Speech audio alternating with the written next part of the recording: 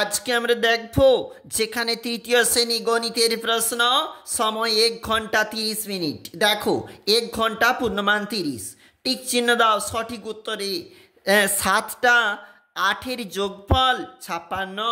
কোনো সংখ্যাকে 5 দিয়ে ভাগ করলে ভাগশেষ 5-এর চেয়ে ছোট। 2 দিয়ে বিভাজ্য হলো 122। জোড় সংখ্যা 22।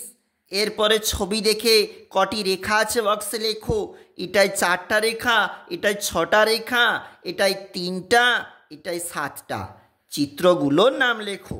1 গুণ 4, ত্রিভুজ, বর্গক্ষেত্র, বৃত্ত, ষড়ভুজ। নির্দেশ অনুসারে সংখ্যাগুলি নির্দিষ্ট করে লেখো।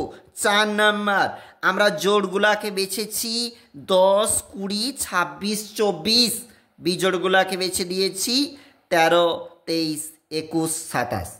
পরের পেজ।